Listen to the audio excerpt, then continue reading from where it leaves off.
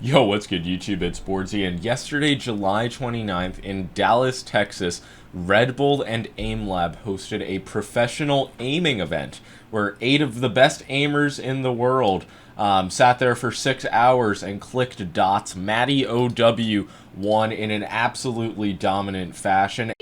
Matty. And this video is just going to be taking a look at all of the setups from the qualified winners. There were also like 8 Valorant pros there, but I kid you not, all of them besides Animal, who was the only female representing and was using like a Lamzu Atlantis, all of them were using a fucking GPX. So it's just not interesting. And also the aimers blew away the pros in terms of score. So I just feel like their setups are more worthy of looking at. So yeah, I will look at the setups of the top 8 aimers in the world, aka the United States, starting with Yrup or Yrup, who got 8th, all the way leading up to our GOAT. Matty. And yeah, Yrup, we can see in his setup, he is using a GPX and a red Hien. It's a pretty basic setup, and there's not much to say. You know, he got 8th place, but it's a pretty stacked field.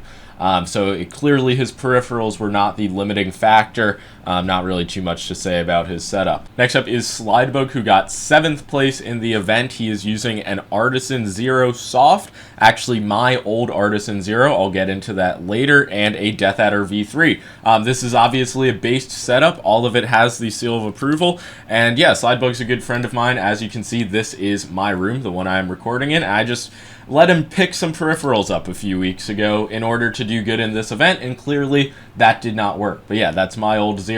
He also did take a white Death Adder. I don't know if that was the one he was using though. But yeah, now in 6th place, none other than Dracoo, very well known in both the Roblox and the speed clicking, just aiming community in general. Not sure why he has 2 sets of headphones, but he was seen rocking the Lethal Gaming Gear Saturn Pro and the G-Wolves Hottie S Plus 4K. And so far, what can we learn from this event? These kids, they know ball. Like, they're listening, they know the best mice and mouse pads to use for aiming. There's no coincidence that every product mentioned so far has had the seal of approval, and I don't think that's a trend that's going to change. Okay, in 5th place was Seer, and this is a crazy story. He was originally going to qualify, but he got beat out by 1 point. So he flew back to Dallas, I believe on his own dollar, for a chance to be the last chance qualifier and get in the last spot, and he actually did. The reason he didn't make the tournament initially is because his mom got in a bad accident, so I'll actually throw up the GoFundMe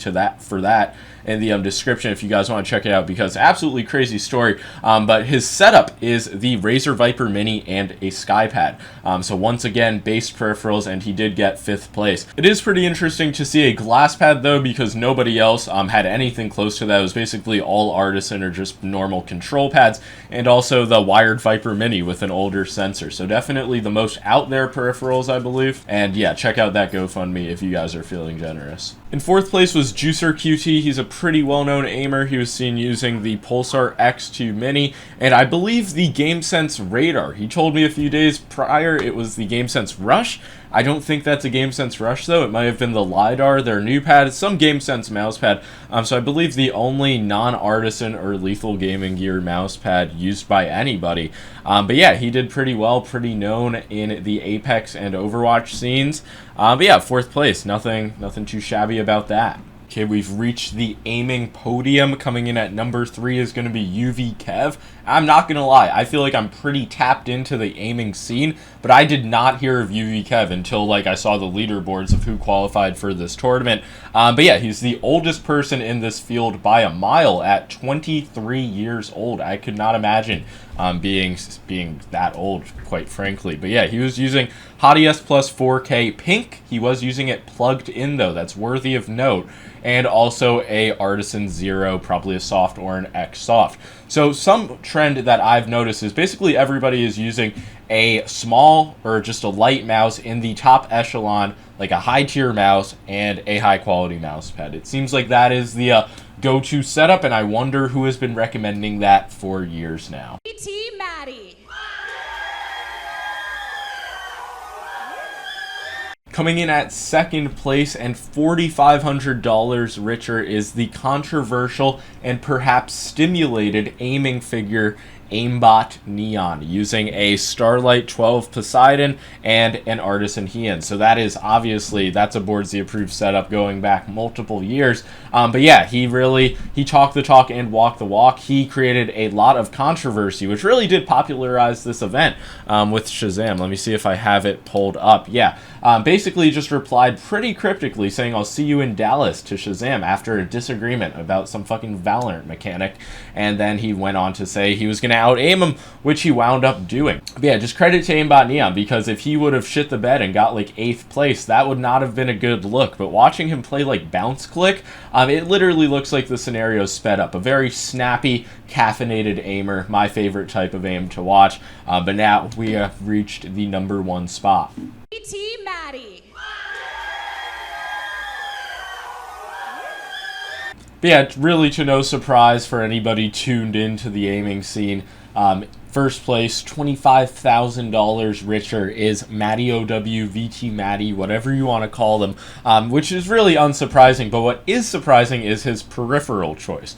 So we have a wired G Pro Superlight. Not only that, he did swap it out with a different wired Superlight. I presume it had different skates, and he had 2 Artisan Raidens of the same firmness, but one was worn in more than the other, so he would swap if you wanted more control. This is the level of schizophrenia you have to be a #1 aimer. Like normally you just write it off being like, oh, this person's an idiot. But no, this guy he blew away the competition, first place by a mile. You presume he's making these decisions for a reason, and quite frankly, it worked out. Like, he just was first place on every scenario they ran. So, gotta give VT Matty the credit where it's due. Some people say he's like the Yao Ming of aiming, an industry plant, like a machine, whatever you want to call him.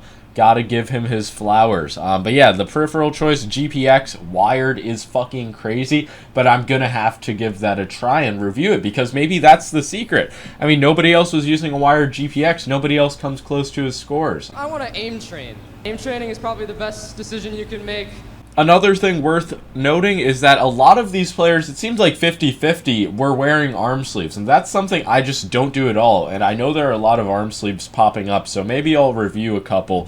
But yeah, this tournament was definitely very interesting to see. I'm not gonna lie, aim training lands are not the most exciting thing. But yeah, it was definitely something pretty unique, fun, and interesting, just like I hope this video recap was. And yeah, just a final look at the peripherals in this little notepad document I have. Matty was the only person who brought multiple mice and mouse pads, and clearly that gave him at least the feeling of an edge. But yeah, as you can see, for the most part, every one of the products they're using has the boardzy seal of approval. In my recent top 5 mouse list, it covered every mouse besides the Viper Mini wired that Seer was using, and all of the mouse pads are based and high quality. So really nothing to critique about any of the peripheral choice across the board for these top aimers, besides the Matty GPX. But can you really say anything when he's winning the aiming tournaments? That's the question that you're going to ask yourself. So that's going to be all for this video. If you did enjoy, obviously be sure to leave a like and subscribe. And Redbull, aimlab, if you need me to do this peripheral analysis live in the next event you guys throw, feel free to reach out, because I felt like the peripheral analysis was lacking. But yeah, that's going to be all. Peace.